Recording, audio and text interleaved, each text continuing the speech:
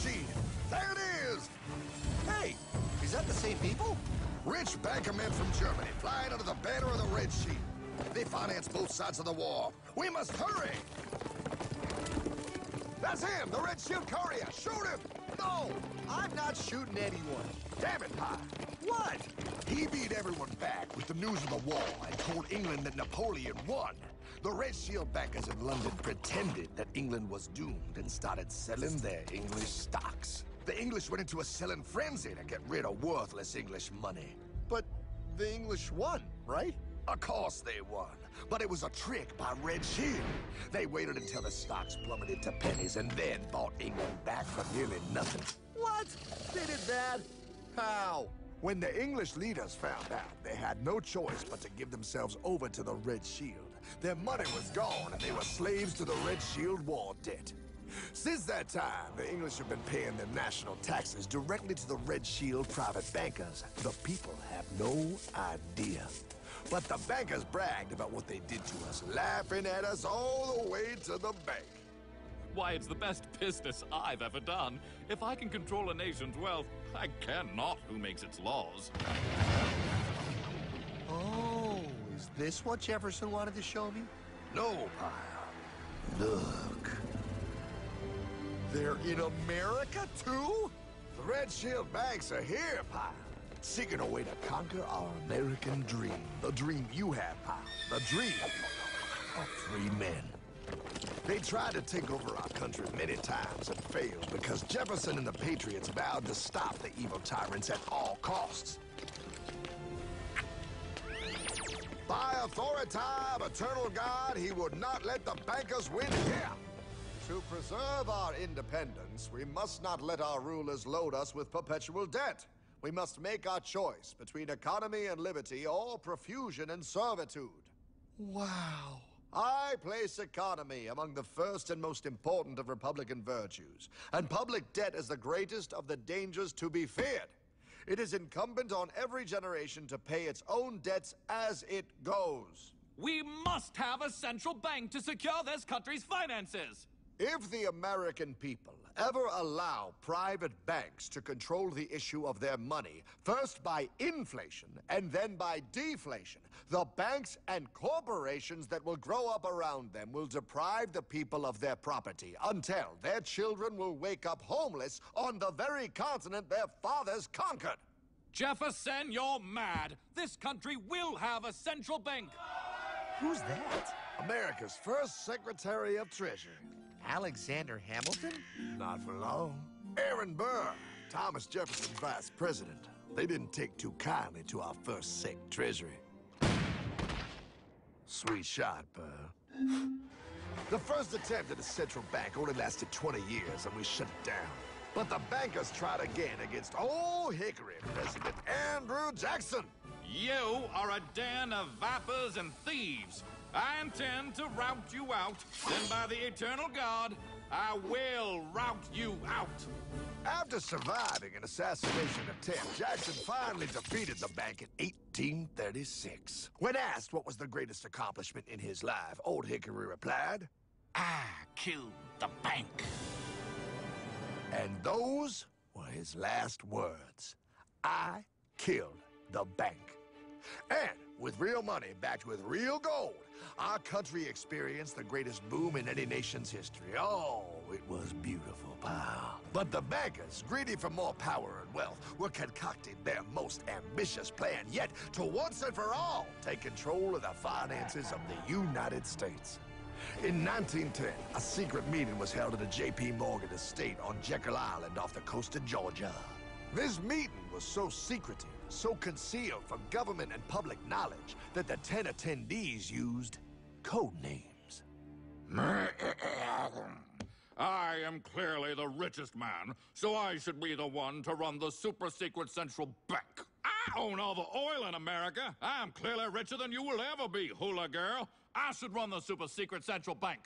You're nothing compared to me, lube job. I shall run the secret bank. Silence! Supreme Master Leader, I didn't know you were gonna be here. I'm not. Neither are you, dumbass. Oh, yeah, right. He's so smart. None of you shall run the bank. We have failed in the past because of openness. This time, the key to success is secrecy. The people must believe that they run the bank.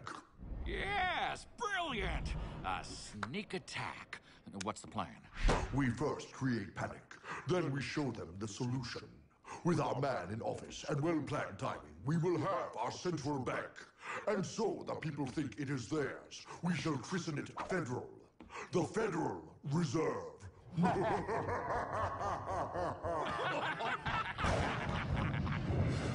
They struck on December 23rd, 1913. When most of our Congress were at home eating fruitcake, these bastards, I mean bankers, presented their treasonous act to their newly elected accomplice, Woodrow Wilson, who had fortuitously already agreed to sign it before he was even elected. Wait, the IRS? I thought we always had the IRS. No, pal. They did this to us too. The Fed now has the exclusive power to print America's money. They loan this money to our banks and our government at interest, putting immediate debt on our own money, printing more and more, so each dollar they print becomes worth less than the one before.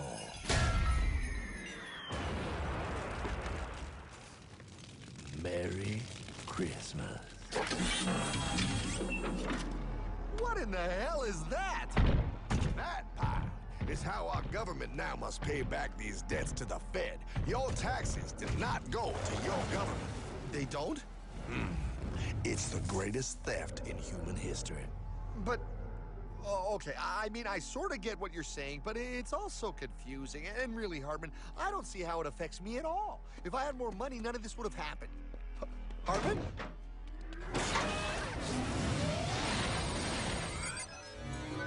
1955? Wow, what are we doing here? Oh, a little bit of shopping. Here, hold this. Gallon of gas, 23 cents. Postage stamp, 3 cents. Ounce of gold, $35. Hot baby, priceless. Best be getting back. Hey, Hartman! I need my car, man! Oh, was that Michael J? Yeah, he'll be fine. Now, pal, would you agree that you have the same exact things you had in 1955? Yeah, 1 stamp, 1 gallon of gas, 1 ounce of gold, and 1 home. Wow, we just made a lot of money. Hey! Gotta pay your taxes. Bet it's nice to have made all that money. Wait, that isn't fair. Now I actually have less money. I can't even go buy the things I just sold. The IRS and the Fed's inflation work together, pal. They aren't just taxing gain, they are taxing their inflation. You are no richer than you were in 1955. Now, does that sound fair or American to you? Yeah, but I mean, who doesn't hate taxes? I hate the IRS anyway. Pal, the higher they make the inflation, the more your money they take. It's thievery. You're not paying taxes on any more. You are paying taxes on the same. And now, you have less. They take our property away right in front of our eyes, just like Thomas Jefferson said they would. What's that? Oh, they found us! Quick, my sword! What sword? We don't need your banking machine! I'll condemn you to die, damn it! Die! Pile! The Yankee bogey on my 9!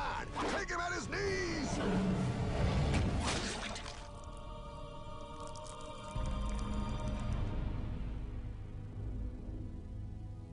For we are opposed around the world by a monolithic and ruthless conspiracy that relies primarily on covert means for expanding its sphere of influence.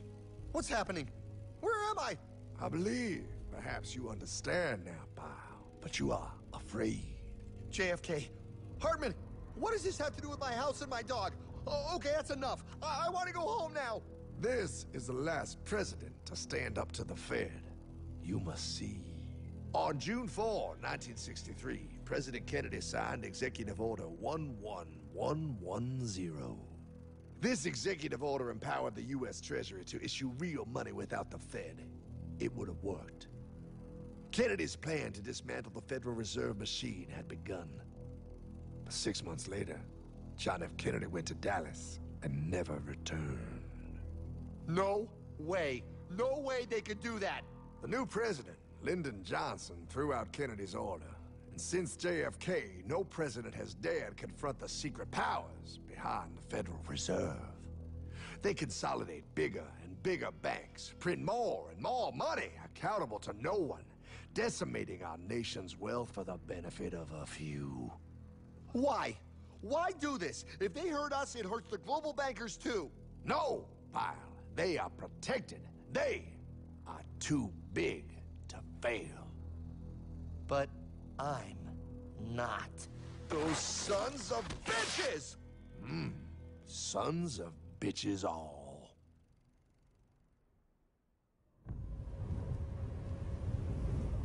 The day was cold. The wind sharp and strong. But we were determined.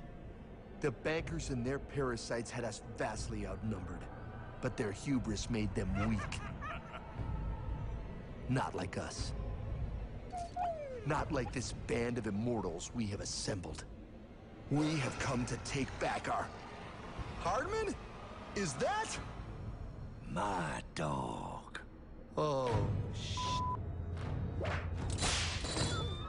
Then the inevitable. The Money Kings could ignore us no longer. They sent an emissary, a cog in their machine of greed to bring about our submission. Hank Paulson. Hardman, this is blasphemy. We own the corners of the earth. It is futile to challenge us. Oh, I've seen that look before. That of a predator taking in the scent of its prey. Bold, fearless. The look of a free man. You have come far, Hardman. Farther than most. Be smart now. Join us. We will bring you money, power, everything you want. You can be one of us. If you will kneel.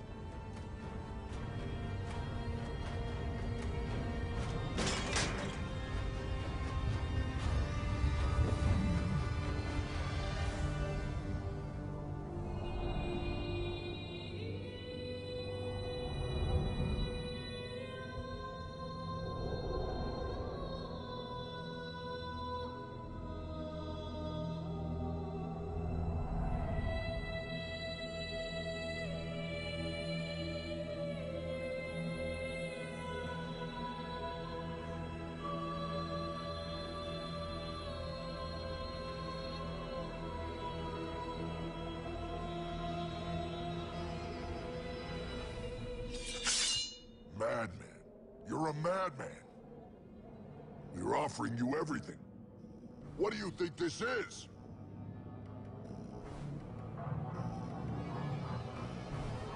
This is America!